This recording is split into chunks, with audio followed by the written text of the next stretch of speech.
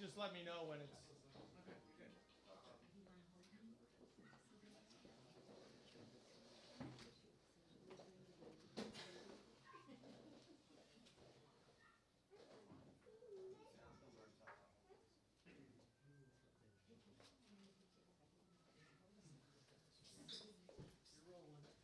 Okay.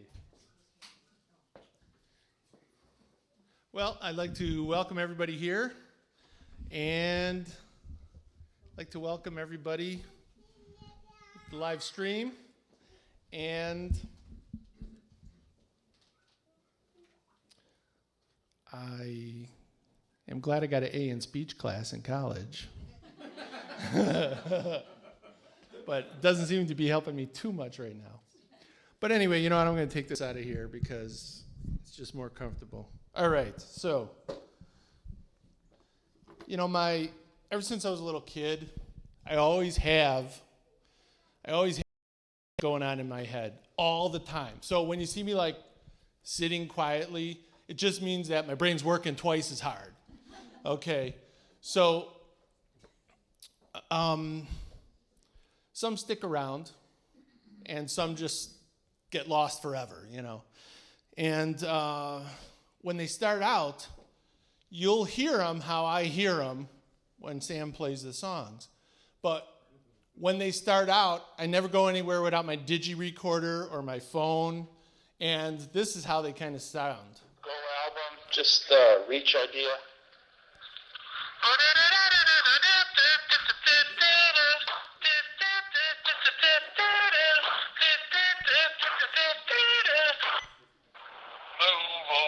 Don't slow down, time is reckoning.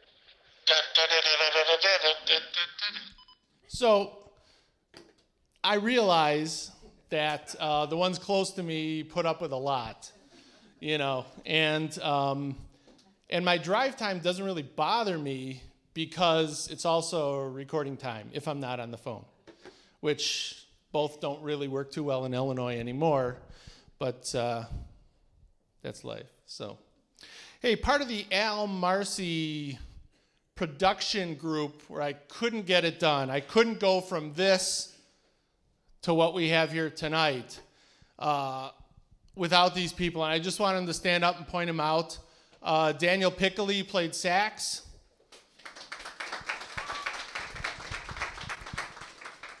And my wife Adrienne and my daughter Arena in the back there. And I have Mike and Chris working the video, and Mike also handles a lot to do with the Marcy website. And Mr. Sam Beckley over here, owner, engineer of Gremlin Studios. And if anybody's looking at recording, he opened another studio upstairs. They closed the legal offices, and he opened a studio upstairs. So when we're done here, if you're still hanging around, we're going to take a little quick, it's in use, but we're going to take a little quick walk through there too, so everybody can see that if you're interested.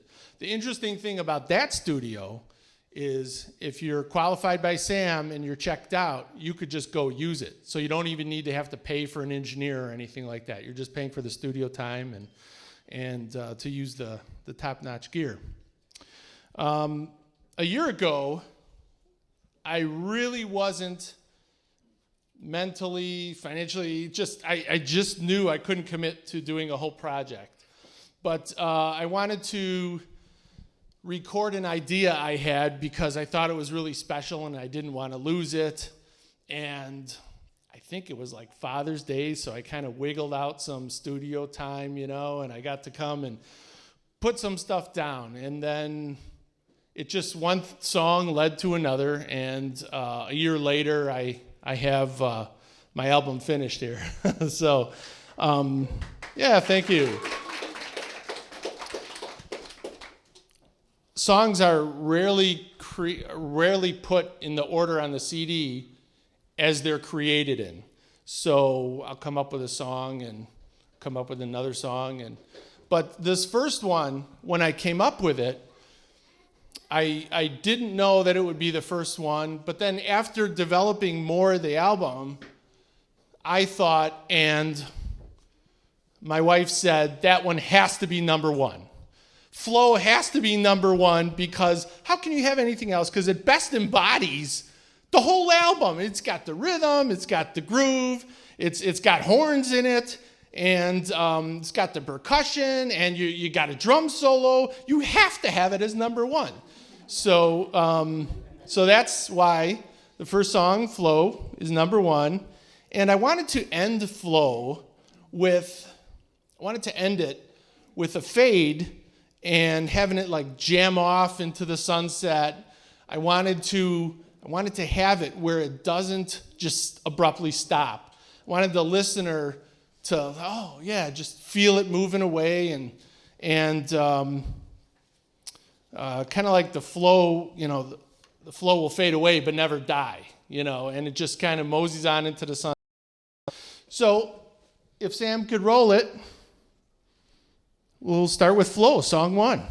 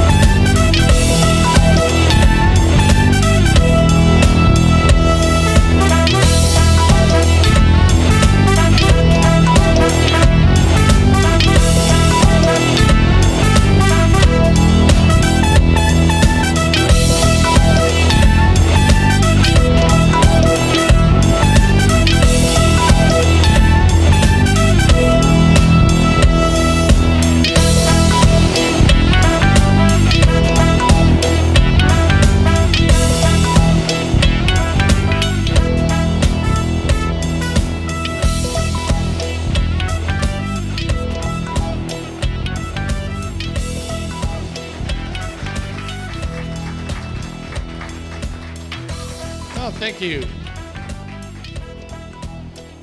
So my other musical projects that I've done in the past, I haven't really used trumpet, and I wanted to use trumpet on this album, and so you did hear a horn section, you heard some trumpets on there.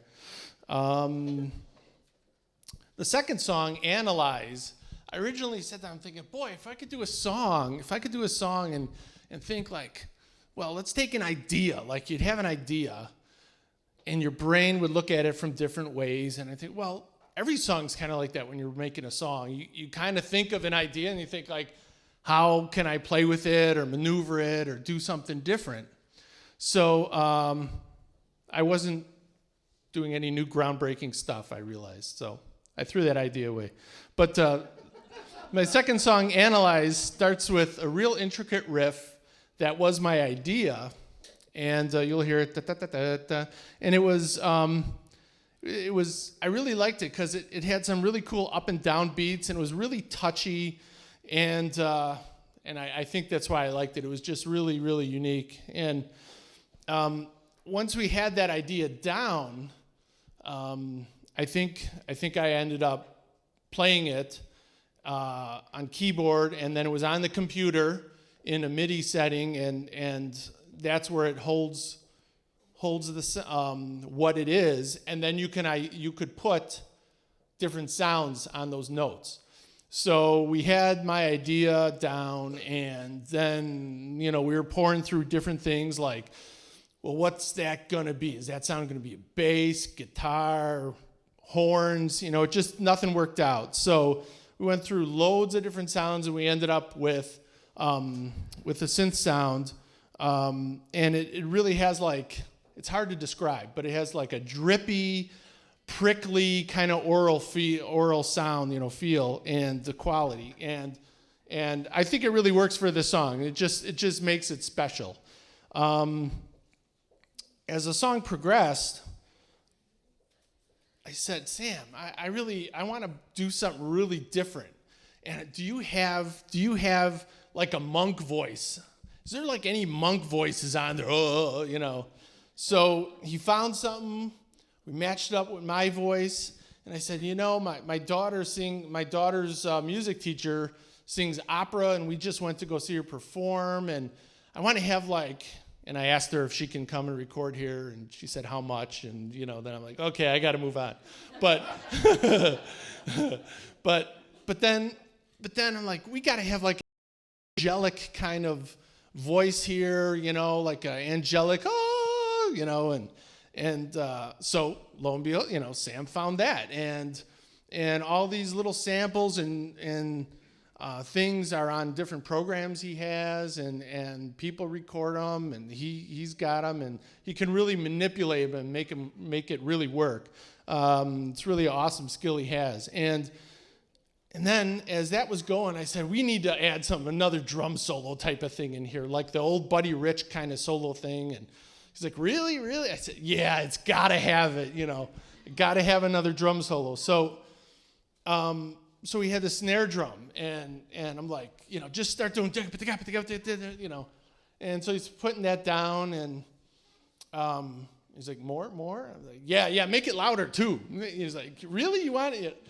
But I think what it does at this point is when you hear the lady's voice and you hear the snare drum, and it keeps getting louder and growing, it raises it up a lot, and then it stops and leaves you like just hanging like you're having a heart attack. You're just like, and you're waiting for it all to drop, and then it just comes in and hits hard. And so I'm really proud of that part. I really think it works song, and it just grows and grows and then hangs and then crashes down. Sam will be the first one to tell you that his thing is clubby dance production, and so I kind of turned him loose on this, and he came up with just the hi-hat thing on the upbeats, which just changed the whole flavor, the whole face of the song, really, just with that one little thing. And I really always appreciate anything that Sam does, and his ideas, and his expertise at building a song when I have an idea for something, and we both play drums, so we both come with a lot of the same knowledge, but then and my thing's more rock, and he's a producer for Clubby Dance, so it kind of works together to make it a unique mix. All right, you want to roll it? So this is Analyze. You close your eyes, later on you'll see strobe lights and people dancing, and as it gets going, you can see a dance floor going.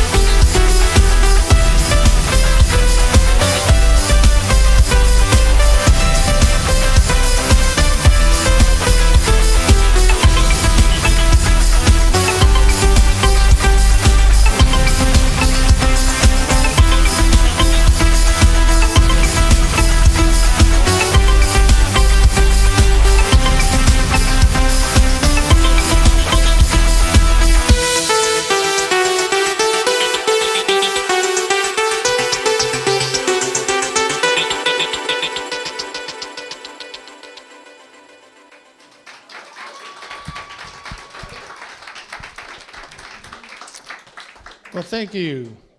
Is that a good sound for everybody? Okay, I was cautious about that, so I didn't want to make it too loud.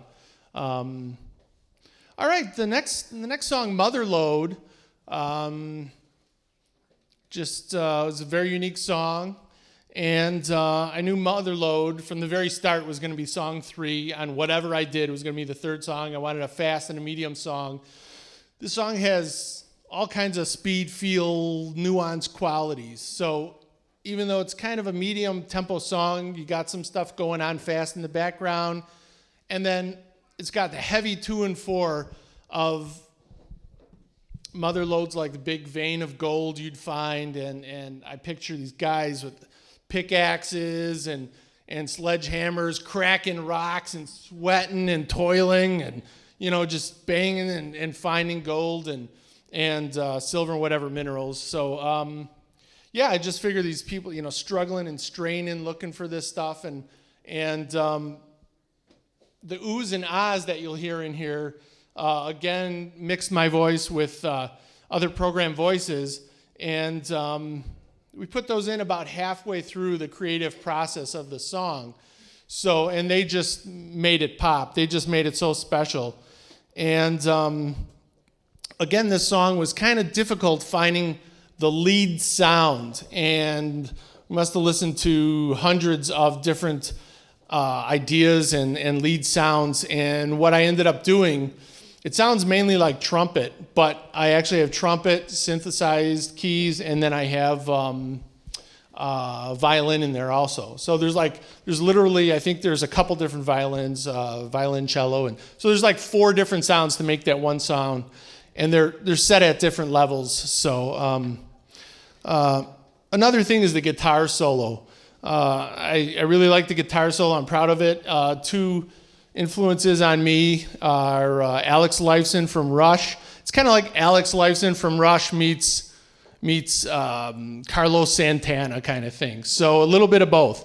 And they're 2 huge influences. And I think the song, it's got both rhythm and groove and an industrial feel, and it's just got some magic. So I hope you enjoy it.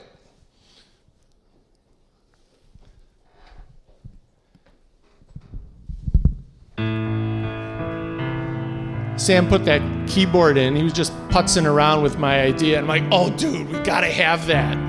That is so evil sounding, and it just makes it really cool.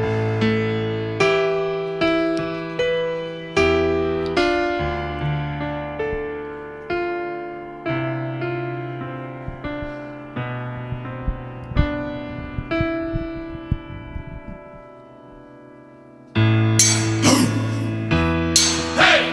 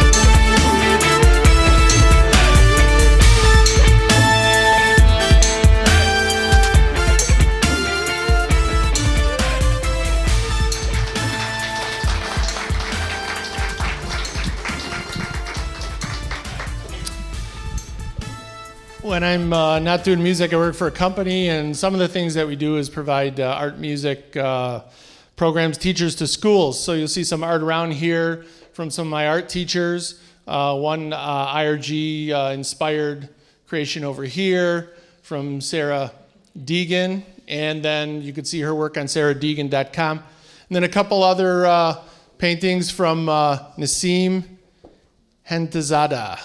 And both the ladies actually are from Iraq and ended up traveling through the world and ending up at the Art Museum in Chicago. That's where they met. And I'm very grateful for them to be inspired by my music and also share their work. The next song, Time, I always wanted to make a song. Like I say, I've always been thinking about songs, always, since a little kid. So I always wanted to make a song that had that teacher voice on the phone in Charlie Brown, where it's like, wah, wah, wah, wah, wah, wah. So you know how long this is going back. So I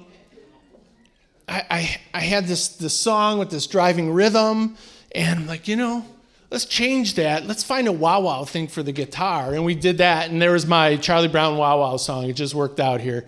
The lyrics, move over and don't slow down. Move over but don't slow down have been in my head for probably about 15 years. And I just couldn't work it out to use them. So they really fit well to this, and I put the two together, and it worked. I wanted to have it sound big, like multiple voices. So Sam was able to, I sung it a few times, and he was able to apply some voice multipliers, and that's how you get the I don't know if it's really a choir sound, voices sounds on there. You'll hear the heartbeat in the breakdown section too. It's a little techno of Sam in there, a little clubbiness, And after taking the listener through all the energy and the whole song and having it big and driving forward, I'm really happy to have it unique at the end, where it's opposite, where it just cuts off and you're left with just some guitar notes and it's done. So, Mr. Beckley, you can hit time.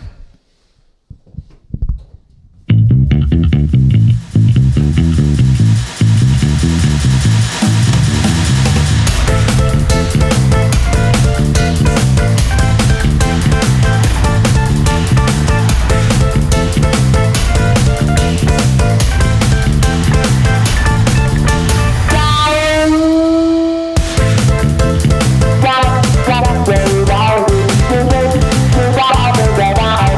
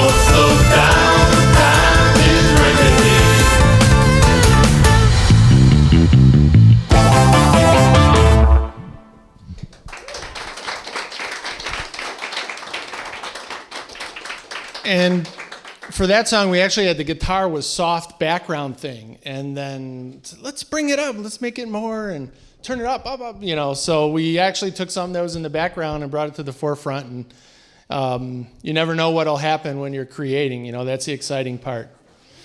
The next song, called "Replicate," I really like it. It was 3:10 on a Monday, and I was on I-55 coming out of Chicago. The sun was just coming. It was just like at my window. It was in my eyes, and I was late to get my kid, and I knew I wasn't going to make it there in time to school, and the wind was blowing really hard, and I was going uphill. I'm like, this is like a movie, So it wasn't raining, though. That's the thing. It wasn't raining, but it had all the other stuff going on. So I thought, well, I don't know. I was all stressed, and then it's like, just grabbed the digi recorder. I was like, I got this feeling, So started humming some stuff in there, and irritating type of thing, rhythm, and I went jamming all the way home. But flash forward about another year later, I'm here. Sam and I were putting down some things, and it just wasn't working. It just wasn't a good day. So it just wasn't coming out. It wasn't working. I wasn't able to accomplish what I wanted to. And I said to Sam, put that away. Grab your guitar and let me tell you about this other idea I had. And I started humming it. I started body slapping and all that, and. So I don't really write music. I can read some, but I don't really sit and write music. It's mostly vocal and physical, and and Sam's learned to deal with that. When I came in here with my first album, my first project that I did with Sam, I came in and I had every word with the note above the word, and Sam's like, I don't think you need to do that, just tell me what you want. And so he's really excellent at just picking up what I'm telling him. So, and of course now he's like, well, getting a little loose that way. Why don't you put down some things, So, but he puts on his guitar, and I start humming and slapping and saying how it should go, and he looks up at me with a big smile on his face, like, this is like in 7/8. I said, well, I didn't want to say anything. I just, is it garbage, or I just want to get your take on it? And he said, no, it's awesome. So we worked on that song for 2 days, and it was done. It was really amazing. I always, in the albums I've done in the past, I've always included some other song styles, like I'll have an instrumental, and I'll have something that's not in 4/4 musical time. So it usually turns out to be 3/4 or 2/4 or something. But anyway, my brother's progressive rock writing that he shares a lot with me has been an inspiration to me. And in his musical creations, he makes a lot of crazy time signatures, So 1, 2, 3, 4, 5, 6, 7, 8, 9, 10, 11, 12, 13, 14, 15, 16, 17, 1, 2, 3, 4, 5, 6, 7, 8, 9, 10, 11, And so, I've been inspired by this, and I wanted to do something that was not 4/4 or 3/4. I wanted it to be a little bit different. And so I like to say that in that drive home from work, when everything was going wrong, and I grabbed my digi recorder, and it was about a year ago, my brother's inspiration came to fruition in 7/8 time, for this song. So it was really, really a cool idea. And thanks for the non-4/4 time vibes and sending me music all the time. It's really cool. Do I get this right? When you're really irritated, you're thinking of me? Well, that might be. I don't know. I have to analyze that. At first the song sounded a lot. It sounded like it was copying itself. That, and we changed some sounds on it and threw something different in there, and I really liked it. So I was going to call it Copy, then Duplicate. And it's got to be Replicate. So the albums now that are made are replicated, and I just figured it fit. So here's Replicate.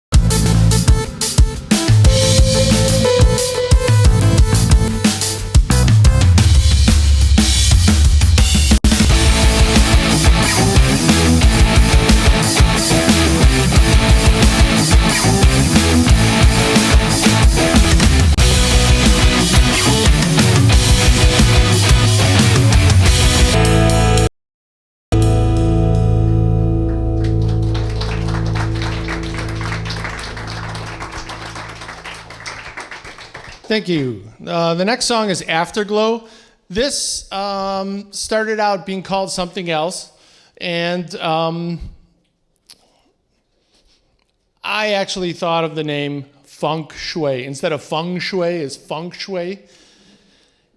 And then, a couple days later, my wife gave me that name for the suggestion of the song also. Why don't you call it Feng Shui? What? We both thought of the same thing. That is freaky. Never ever happens. It's funky, it's groovy, it's got some cool sounds, and the song was originally going to be the last song on the and when I put stuff together, make a project, I moved it and I changed the name to Afterglow. So Afterglow is the industrial part of industrial rhythm and groove when you're working with metal and it's smoldering, it's cooling off, and it's got glow to it. So it's kind of a laid-back feel. There's some intensity to it, but it does have the laid-back element too. I had some trumpets. I added a marimba, which was unique to it, and really made it sound. It worked, balanced well with the trumpets. I almost gave it like a Asian quality feel in the music. So I had a lot of fun with this one because playing a lot of acoustic, rhythmic type of toys and equipment and percussive stuff. So why don't you go ahead and hit it, Sam? Afterglow.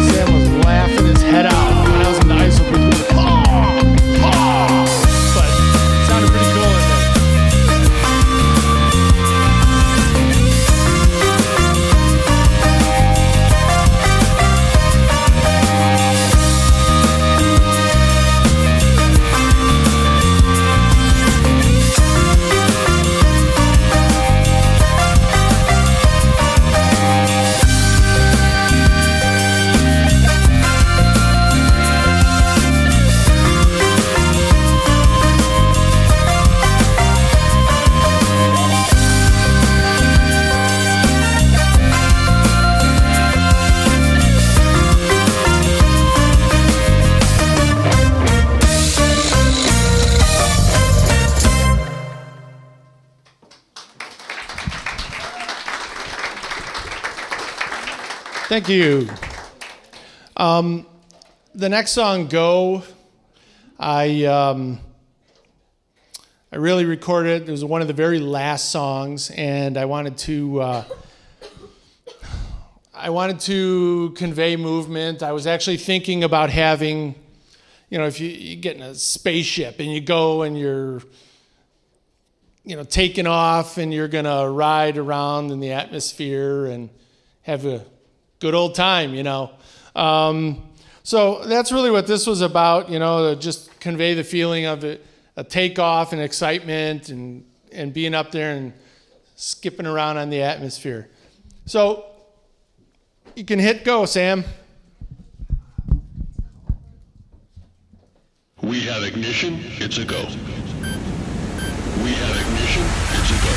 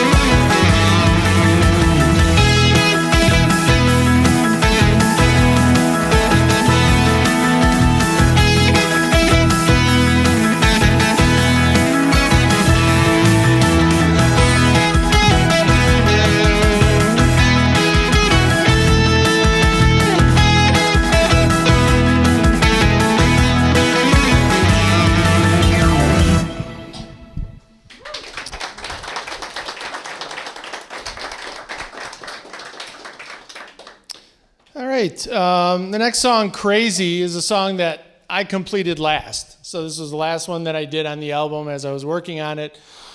I literally, my daughter phoned in her part. I literally had the phone right here at the mic as she was calling in and, saying her part, which was basically my name, but still. So that was interesting.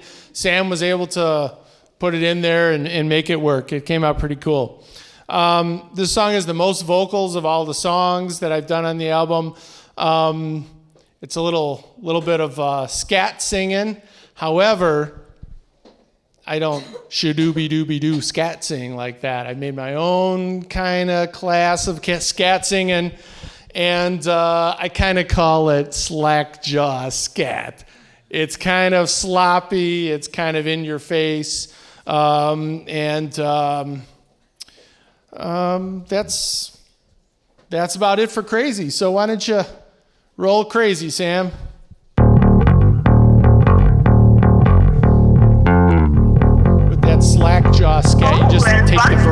can't cut it off.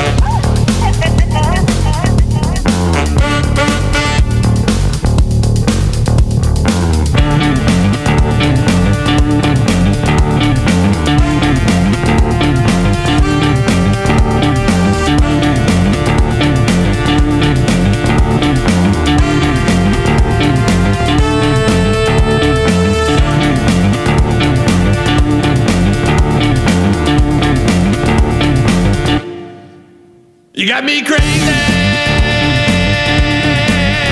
over you. You got me crazy over you. You got me crazy over you.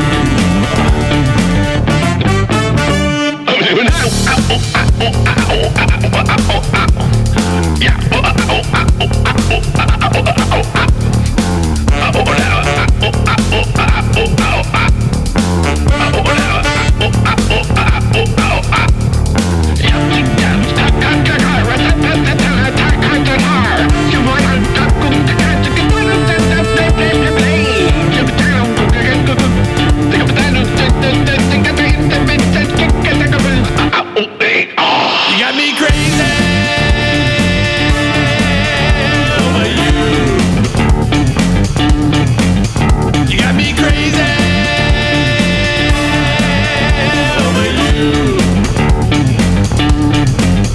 You got me crazy over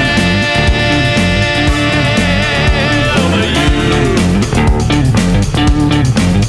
You got me crazy.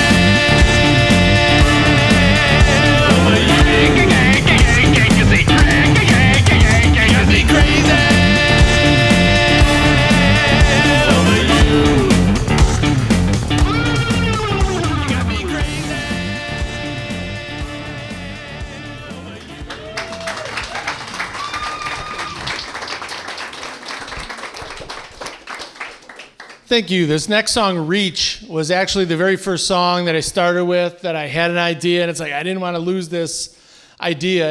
And I actually had originally thought of some drums, and I had a marching band snare drum, and I wanted to record like drum after drum after drum, and so I can have it sound in the studio like a whole row of drums leading a whole brigade of soldiers marching over. I even picture in my head like marching over a hilltop, and they're shadowed, and then it's just the light sky behind them, the morning sky coming up, and you see the silhouette of the drummers coming over, and then the soldiers behind them. And then I got to the studio, and he's like, well, we could just do that electronically here, and we'll just put it in, and we'll get the marching band drum sound, and we'll just do it that way. And then we started playing with it, and it actually morphed and came out to something a little different. But that was okay. I was happy to get this one down. It's the one I first started with, and it kind of just got my ideas flowing back here, and I was really proud to do it. I like the repeating of it. I like the fact, reach. I also, the other thought I had is somebody standing there, when you're reaching for something, you keep reaching, you're reaching and stretching and straining. So that was a part of it too. So, Sam, you can roll Reach.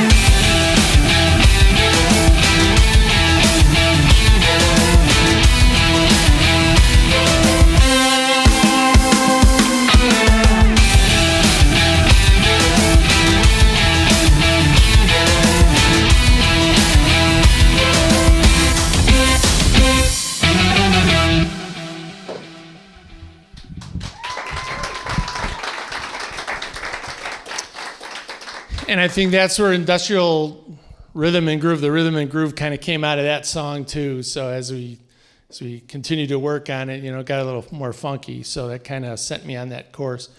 The next song, Centrifuge, centrifuge, spinning round and round and, whirling. It just seemed to fit this song. One day I was sitting around and I was thinking like, well, if the Blues Brothers started now and they had to write their own song, what would their song kind of be about or sound like? So I kind of went on that premise and have to be a little bit of a solo jam song, and then guitar, and I definitely need a sax. So I called some people I know, and one person sent me to another, sent me to another, and I ended up talking with Daniel Piccoli's band teacher. He's like, well, I got somebody who could do it. He's a really good guy, and he'll take it seriously too. So Dan came out here, and he was playing the solo in the sound booth back there, and I said, no, man, end it with the highest note. What's the highest note? And he played a note. And I said, no, I mean crazy high, like you sat on a tack, So he just hit the highest note on the horn, and I said, I think that works. And Sam's like, yeah, it works. It fits the key and everything. It's like, do it,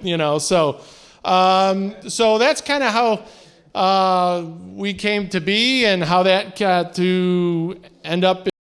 And I think it really made it what it is, And we also took some of those songs, or some of those sounds, and used them elsewhere in the song. And also played around with a little Star Trek-y, when they say beam me up and you see particles coming. When the sax solo comes in at the point, it's kind of like coming and morphing in from whatever it was into the current clear sax recording.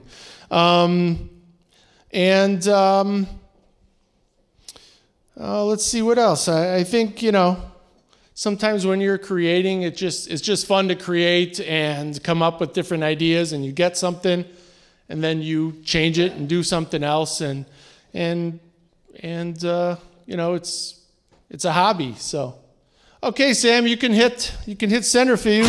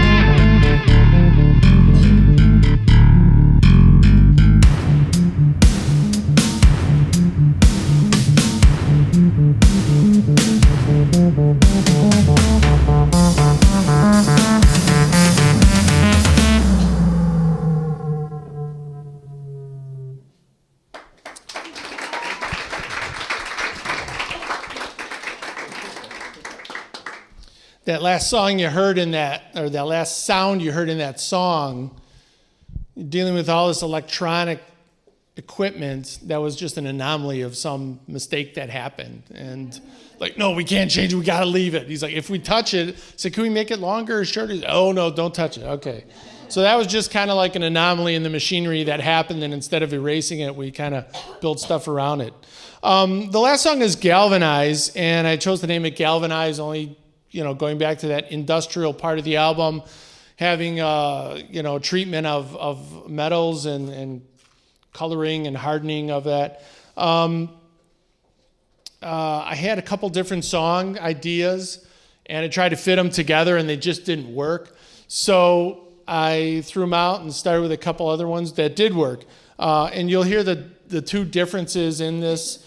I wanted a big, bold sound, almost like a 70s or 80s rock sound. But then I also wanted to have something like thick strings, and so just stuck those two things together, and at least to me it seemed to work. So Sam, you can run Galvanize.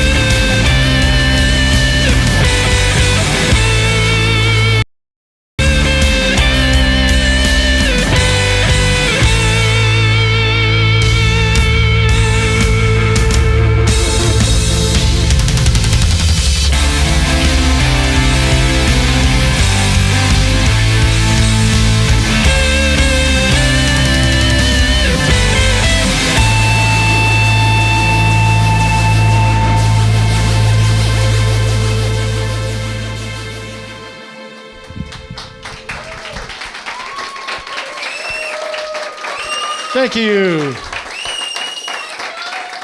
Thanks. Thank you. Well, just to wrap it up in conclusion, I just wanted to say, you know, with my entire album project, I felt I gave the listener a lot of different ideas. I cleared most of my head, at least, and and I think the average commute in Chicagoland is about 35, 40 minutes, and this clocked in at about 39 minutes total, 38, 50 something. And I figured, you know, well, then I wanted somebody to be able to listen to the whole project as they went to work or came home or wherever their travels were. And I hate like stopping something in the middle, you know, I hate that. So I hope you've enjoyed listening to it. And since the album's completion about a month and a half ago, I've started getting it out there, and I have some 2 songs. So song 3 and song 5. So Motherload, there's a major label interested in that for A-list guy to do some rapping over. And song 5, Replicate, rock group interested in that for playing that. And I have Jog Tunes, running exercise program blog. They want 6 songs to use. And I just found out this week I got asked to be one of the judges for Darien Fest. They have Darien's Got Talent, so I'll be one of the judges there. And yeah, so things keep happening. So thank you all for coming. We do have a complimentary CD. Daniel, Sam, and I all signed them, so I wanted to kind of make it special for the people that came tonight. And if anybody's interested, I know a lot of you liked taking a little tour of the studio here. If you're interested, I know there's work going on upstairs, but if we're quiet, we're all going to do a quick walkthrough up there so you can see the other studio that just opened up. And there is Industrial Rhythm and Groove Cake. Thank you to my brother and sister-in-law and nephew from Rochester, New York, driving in, bringing the cake. Cake on a pillow. Cake on a pillow. With a bungee cord. So thank you all again, and I hope you enjoy my work.